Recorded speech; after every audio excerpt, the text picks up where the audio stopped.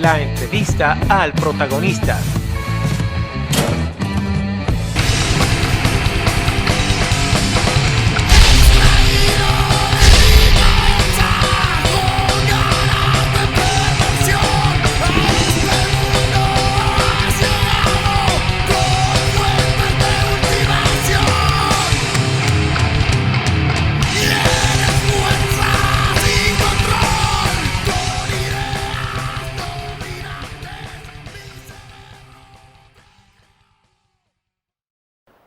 Bueno, los inicios míos en la música fue en el año 1980, cuando gracias a un vecino amigo me sugirió o me hablaba mucho de la banda Kiss, y yo fui a Sar Disco y compré el álbum, el Alive. De ahí en adelante, bueno, ahí quedé emocionado con la música y la estridencia de la banda. Y me animé a aprender a tocar guitarra. Pasé por diversos sitios. Ahí mismo en Plaza Naco que daban clases de guitarra. Tuve un tiempo ahí, después tuve un tiempo en el conservatorio y al final, bueno, lo que hice fue tomar clases particulares con algunos profesores. Entre ellos el más significativo fue Luis José Castillo de la banda Cygnus. Y de ahí, bueno, comenzó la amistad con Pedro y la ilusión de tener una banda de metal en República Dominicana, sin importar que fuera un país tropical. O sea, uno lo ve desde un punto diferente, pero en ese momento el muchacho al fin siempre odiaba todo lo que tenía que ver con tropical y guiri y demás cosas. Bueno, la primera alineación de la banda fue en el año 87 con Pedro Tiogoy con el bajo, Luis Reyes en la batería, Nadine Padrón en la guitarra y yo, Mike Abaddon, en la otra guitarra.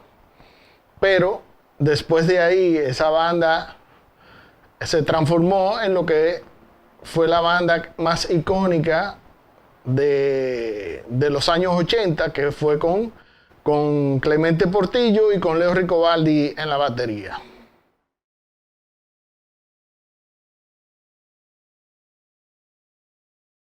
El primer cover que queríamos montar era la canción Black Sabbath de la banda Black Sabbath.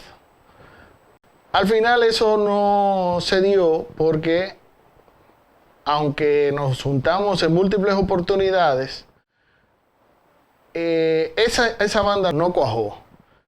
Donde sí se dio la química con la banda fue cuando éramos Pedro, Clemente, Leo y yo. Y ahí sí, ahí estábamos un poquito más definidos en cuanto a lo que queríamos hacer.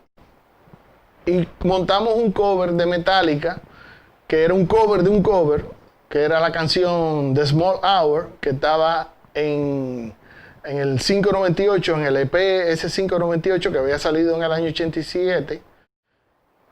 Y también, gracias a la influencia de Celtic Frost, nosotros montamos la canción The Throne Emperor, y por esa canción, entonces de ahí fue que tomamos, gracias a Moisés Montaz, el bajista de Cygnus, que nos sugirió, ustedes lo que deben hacer es cantar como así, ronco, que la banda sea eso, así.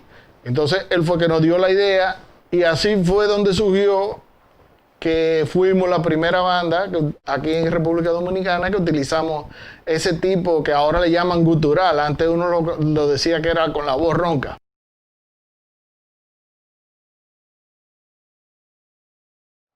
Los ensayos en aquella época lo hacíamos de la siguiente forma.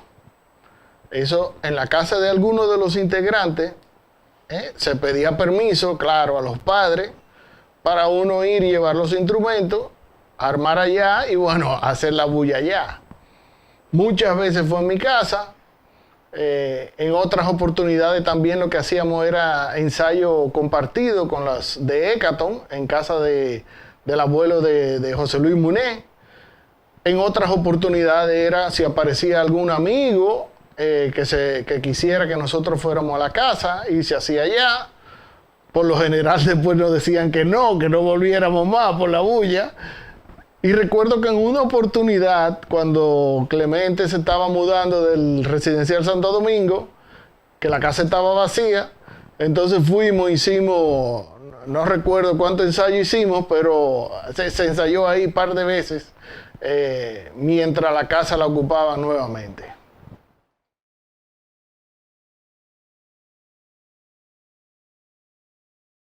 Abaddon hizo su debut el 6 de agosto de 1988 en la quinta Olimpiada Rock. A nosotros nos tocó la noche del sábado 6, y el día anterior había tocado Hécaton, la noche del viernes 5, y nosotros éramos las únicas dos bandas de metal que estábamos para esa Olimpiada. La sensación, claro, fue increíble porque era la primera vez que uno se subía a la tarima.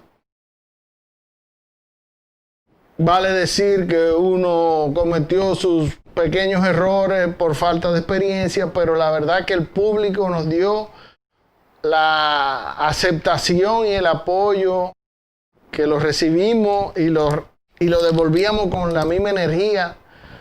Y de hecho, bueno, hace unos días yo subí el video de Espíritu de Judas, donde eso puede apreciarse, aunque el sonido no es de muy buena calidad, pero ahí se puede ver bien la energía que venía y que iba entre el público y nosotros. Me recordó Santino también, cuando ahí hice la publicación, que ese día Abaddon ganó lo que se llamaba el bullómetro. El bullómetro era algo, ¿verdad?, que medía cuando la banda terminaba, que le decían, hagan bulla, y la gente hacía bulla, y esa noche nosotros ganamos el bullómetro. No ganamos ni ese día ni ninguna Olimpiada, pero ganamos otras cosas mucho más valiosas que eso.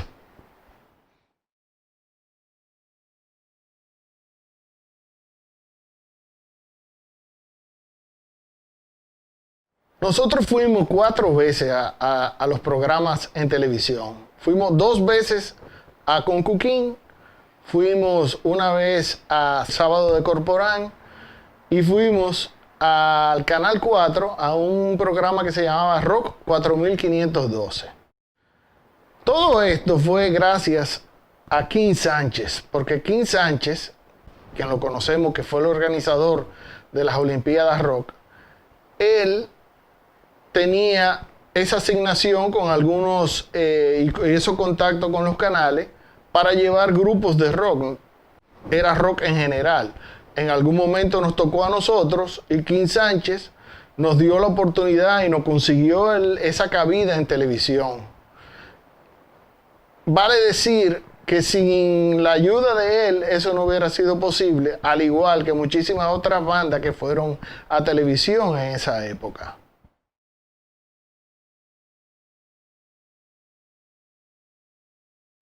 Bueno, nosotros fuimos al estudio de Adolab a principios del año 89 con el objetivo de grabar ese primer tema, que fue el tema Espectros. Tuvimos ciertos inconvenientes porque el sonidista que nos asignaron no era muy diestro, vamos a decirle así, grabando bandas de rock. ¿Por qué? Porque no era lo común, y mucho menos una banda de metal. Esa canción tenía un intro, ¿verdad? El intro hubo que quitárselo porque no se pudo empatar de ninguna forma. Después, a los años, cuando salió la trágica de la mutación, sí se le hizo un intro a Espectro como se suponía que debería ser. Y recuerdo que esos teclados que se oyen en la canción grabada en el 89, Espectros 89, esos teclados que suenan así al principio, no eran ni siquiera nadie tocando teclado.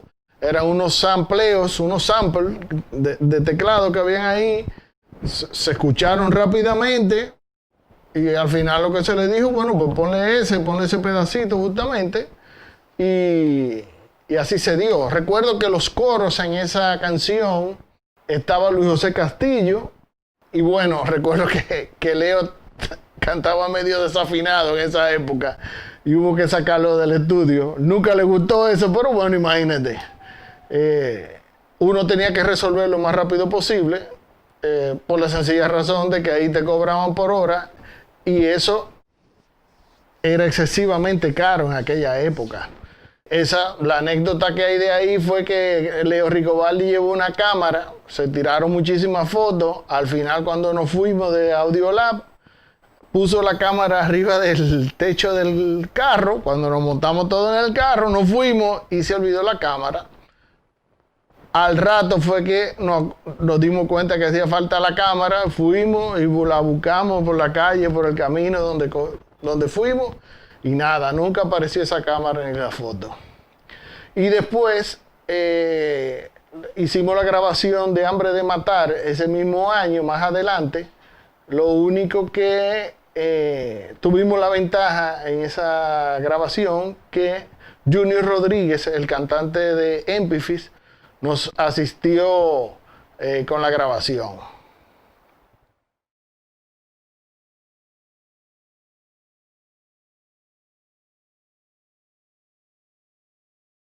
En aquella época, finales de los 80, para tú distribuir tu música era muy difícil, ya que no existía nada de lo que existe ahora, que llama redes sociales, ni YouTube, ni nada de eso.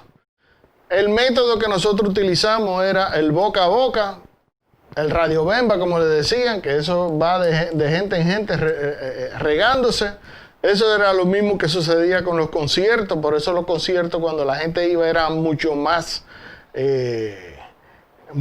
pasión había en asistir a un concierto, porque no se diluía como se diluyen las cosas con las redes y con el internet en la actualidad. Antes todo era muy pasional. Y la idea que surgió fue un momento que salió un artículo en el periódico donde se dejó un número de teléfono y el que llamara por teléfono se acordaba un día, esa persona iba a la casa de alguno de nosotros, él iba con su casa en blanco y lo que nosotros hacíamos era que se lo pasábamos de casa a casa y así era que se distribuía. Y así mismo ellos lo copiaban más adelante y la gente lo iba copiando y copiando y copiando y eso era lo que iba de cassette en cassette, era la red de distribución de música en esa época, porque no existía ninguna otra.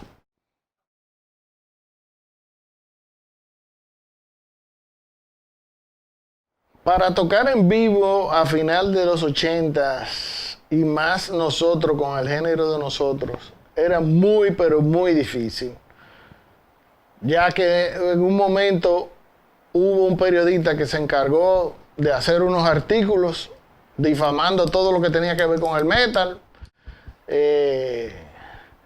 Llegó un momento que hasta ni con camiseta negra no podía salir a la calle porque si no te detenía la policía. Si tú salías con pulsera y con puño y cosas, también te detenía la policía. Entonces muchos de los bares, que eran algunos bares donde uno podía tocar, esos mismos bares te cerraban las puertas. Y por eso fue que entonces a nosotros se nos ocurrió la idea de que había una casa abandonada y bueno, vamos a armar un concierto ahí, porque ya que nadie nos da cabida en ningún sitio, pues entonces usamos la casa abandonada, nosotros alquilaremos la tarima, esos conciertos que se hicieron ahí fueron sin sonido, eso era plantazo puro. Y ese fue el famoso Metal House, donde yo siempre tuve participación ahí, o con Abaddon o con cualquier otra banda.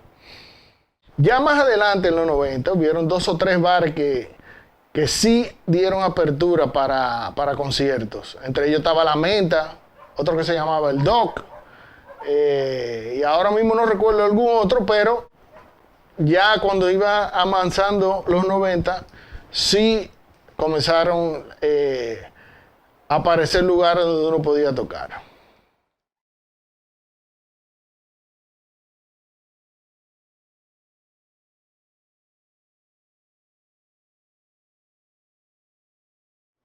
El secreto de permanecer en la escena realmente no es un secreto.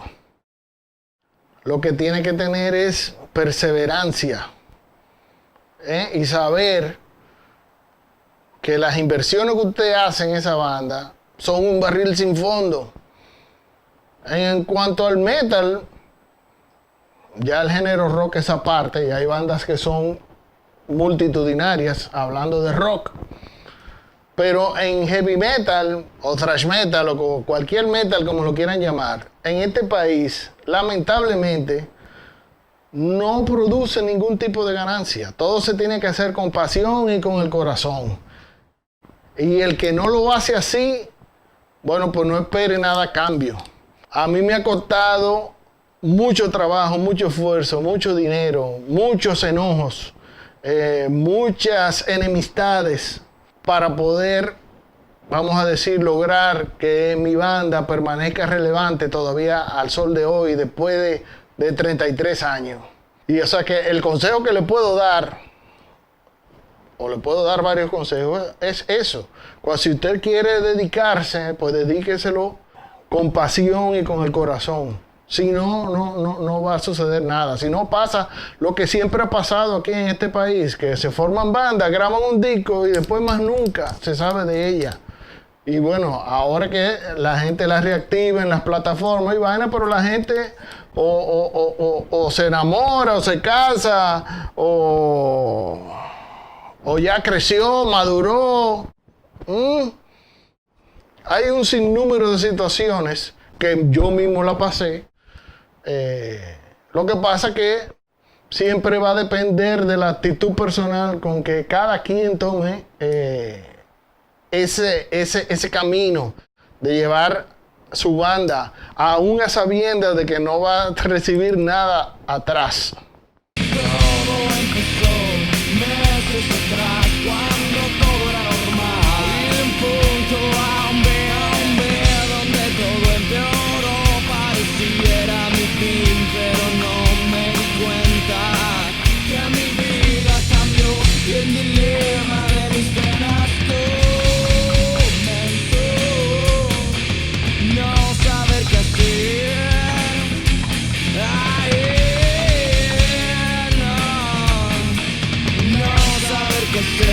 No saber qué hacer, mientras menos pienso que sufro, más sufriré. Y no saber qué hacer, no saber qué hacer, mientras menos pienso que sufro, más sufriré.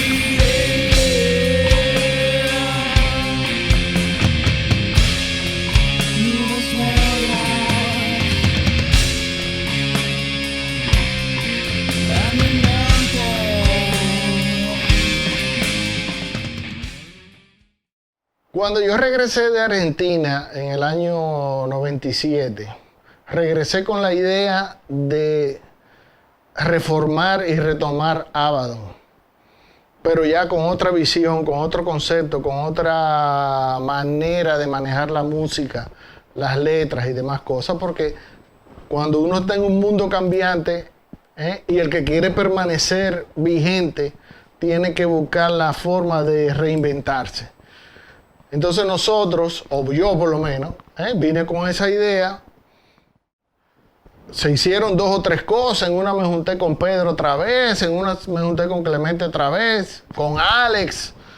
Y no se cuadró nada en un inicio, hasta que Leo Ricobaldi regresó de vivir en Estados Unidos. Y entonces, bueno, con Leo le dije, vamos a armar esta banda, vamos a comenzar a tocar, vamos a ver qué sale.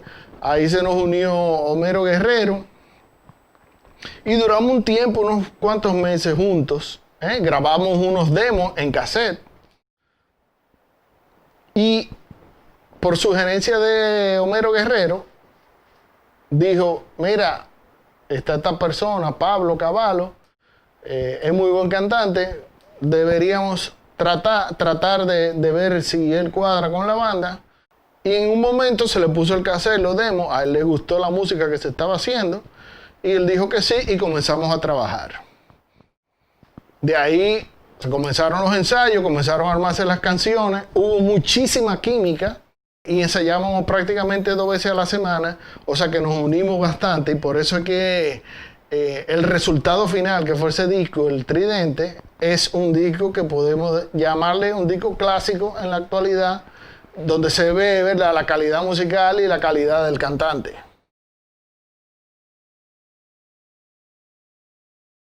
Ya para el final, ya cuando había salido el disco del Tridente, ya Pablo quería hacer otras cosas, Homero quería hacer otras cosas, Leo por igual, entonces armaron la banda Machacao, así que lo que fue Abaddon se fue diluyendo hasta que yo me quedé solo. Y no fue hasta tanto que yo me comuniqué con Alex Fer para que hiciéramos o comenzara a tocar canciones, hiciéramos el boceto de lo que iba a ser el Animal Bizarro. La presión de hacer ese disco, no había presión realmente, porque no había banda. Ya el disco del Tridente tenía unos años afuera, y entonces lo que hicimos fue Alex Fer y yo comenzar a trabajar con canciones. Él tocaba, era batería y guitarra solamente. O sea que todas esas canciones, la gran mayoría del Animal Bizarro en un inicio fueron así. Después comenzaron a entrar y salir personas. Máximo entró en una oportunidad, después Máximo salió, entró Héctor Carbucia, hubo muchos cambios de personal. En un momento entró Clemente Portillo nuevamente, y entonces se grabó ese disco, El Animal Bizarro, que fue muy tortuoso por el cambio de personal y de músico que hubo.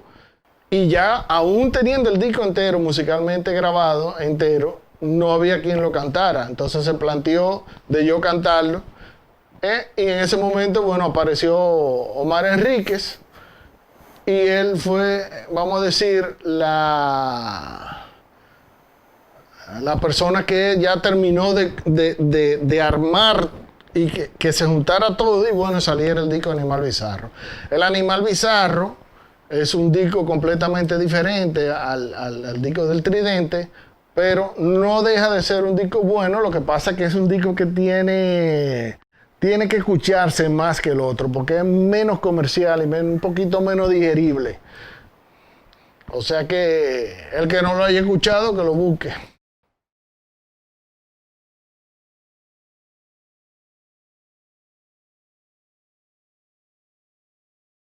Hay múltiples razones por qué Abaddon RD no se presenta tan frecuentemente, ni en conciertos grandes, ni en bares.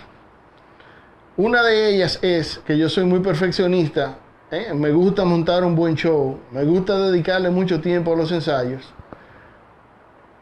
y he tenido ciertos inconvenientes con músicos de la escena que trabajan muy charlatanamente, y a mí eso no me gusta.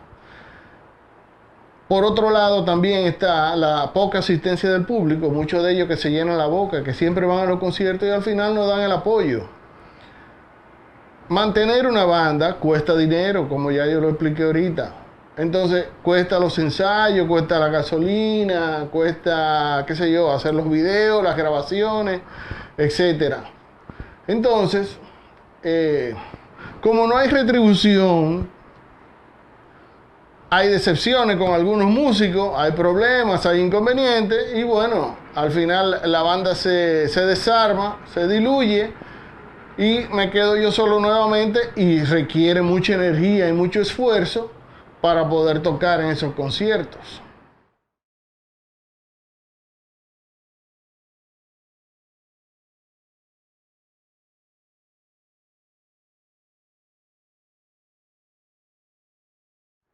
De mediados de los 90, finales de los 90, principios de los 2000 y quizás hasta la primera casi década de los años 2000, había lo que se llamaba el rock latino. ¿Qué pasa? Eso fue un impulso para el rock local, en sentido de que aquí habían emisoras que ponían la música local.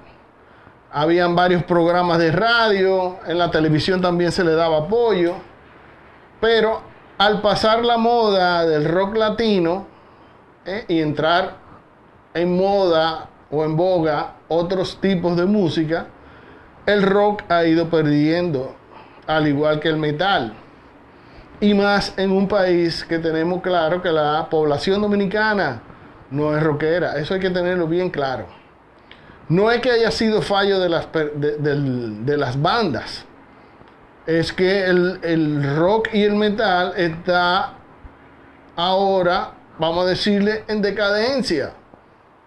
Lo que sí se debe hacer es, en vez de estimular la separación de la escena y la desunión de la escena, lo que se debe estimular es la unión de la escena.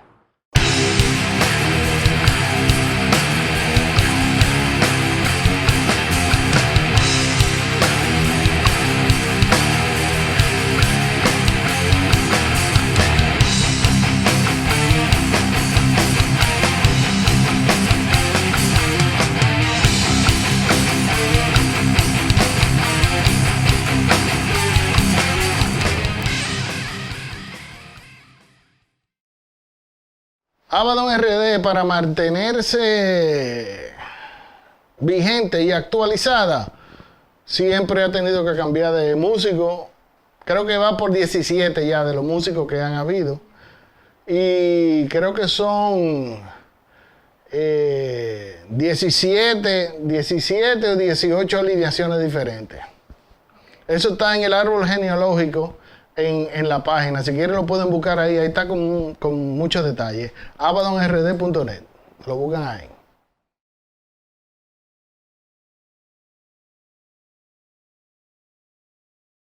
La banda ha tenido 4 vocalistas. El primer vocalista fui yo, que nunca he dicho que he sido vocalista. Yo lo que hacía era gruñir, y todavía lo hago. Ese fui yo el primero. Después vino Pablo Cavallo, después vino Jeremy Moquete, y después vino Omar, y otra vez volví yo. Y conmigo que se van a quedar, porque ya yo no voy a buscar más cantantes. Bueno, cada vocalista, evidentemente, como cada persona es diferente, es el trabajo diferente. Hubo unos que fue fácil, otro quizá un poquito más difícil, otro había, el congenio con uno era bien, no sé cómo te digo, es que cada persona es diferente. Lo que sí puedo decir es que esos cantantes, Pablo, Jeremy y Omar, han sido muy buenos cantantes y son personas que han hecho una carrera más adelante. O sea que no han desaparecido, sino que son gente que han demostrado que realmente son buenos en lo que hacen.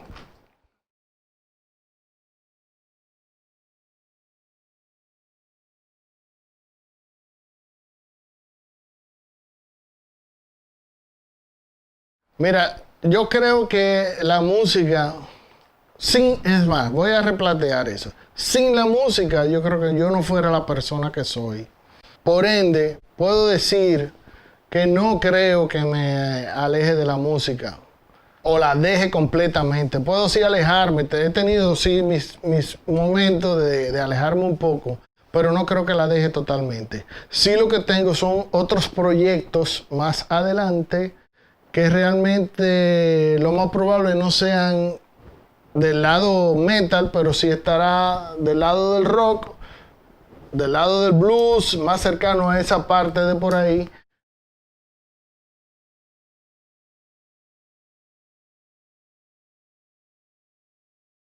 A nivel internacional el alcance ha sido pequeño.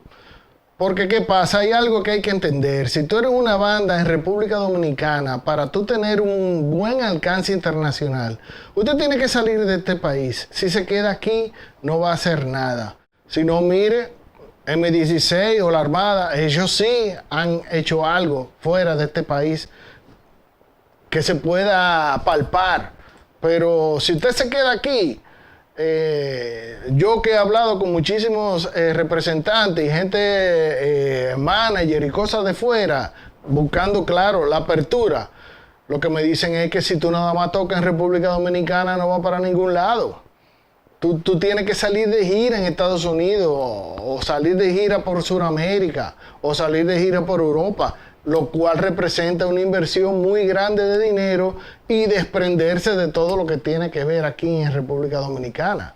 No es fácil, por eso que muchas bandas por eso que ninguna banda de República Dominicana, vamos a decir así, viviendo en República Dominicana va a llegar a algún lado fuera. Tú puedes tocar en Puerto Rico, puedes tocar en México, puedes tocar en Venezuela, pero si lo hiciste una vez no cuenta. Tienes que hacerlo repetidamente, gira y promoción. Y la promoción en la música, con la gira, el público te ve en vivo. Es la única alternativa.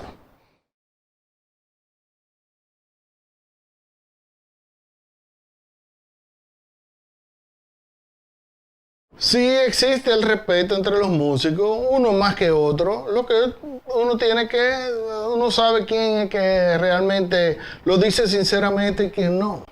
Es así.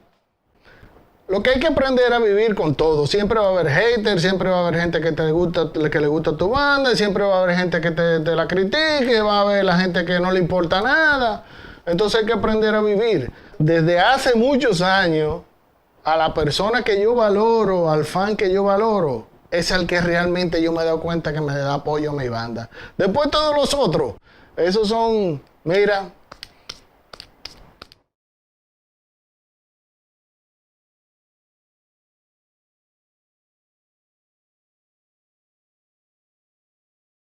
La última vez que tocó Abaddon RD fue en el Destrucción Masiva 2018 y fue muy emocionante porque tenía tiempo que quería tocar en ese festival. Al subirme a la tarima y ver la respuesta del público fue muy emocionante y el público se portó excelente con nosotros. La energía que nos mandaba y nosotros para allá estuvo buenísimo. Le hicimos un cover de una canción rock que fue inesperada, que fue Mr. Roboto, que también tuvo muy buen recibimiento. Le tocamos una canción nueva y le tocamos un par de clásicos de lo de nosotros. Y la verdad que estuvo todo muy bien y mucha gente le gustó bastante.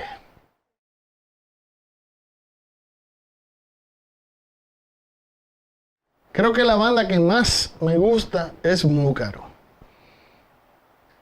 Ya después de ahí, creo que lo otro ya, no sé si es que mi oído está un poco oxidado, es que se han puesto muy pesados y muy gruñones.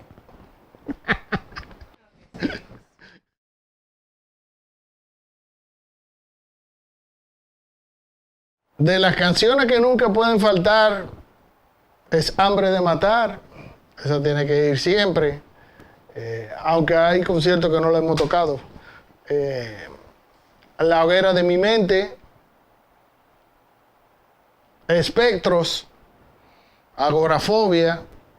Por lo menos esas son las que yo considero que debieran ir siempre en los listados de canciones. Perros en la Orilla, lo que pasa es que hay sitios donde Perros en la Orilla, que depende del público, pues vale la pena tocarla y con otro público. No vale, mejor dejarla fuera, pero Perros en la Orilla es una canción que le gusta a mucha gente.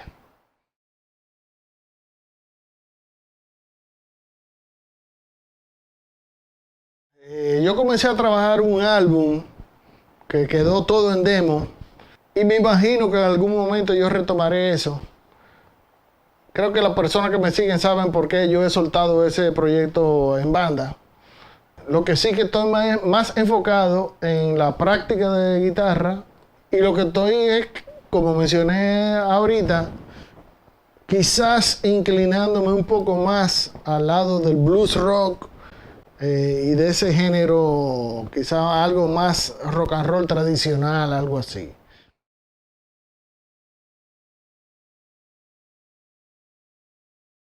Todo lo que usted quiera saber sobre la banda va a estar saliendo tanto por el canal de YouTube o publicándose en la página oficial que es abaddonrd.net.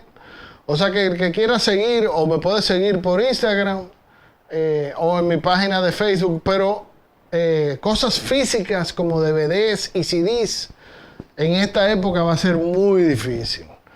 Todo va a ser vía virtual en internet y quizás en algún momento yo haga algún concierto virtual, pero va a ser sin banda, va a ser yo tocando con algunas bases o de concierto o de algo que tenga por ahí grabado, que sea diferente a lo que se hizo en estudio. Esa es una idea que tengo, pero todavía no hay nada conciso. Soy Mike Abaddon y les mando un fuerte abrazo a todos los metálicos aquí en República Dominicana y el resto del mundo. Muy buen trabajo al personal de Roca Platanao. Sigan adelante que su trabajo está bien hecho. ¡Metal!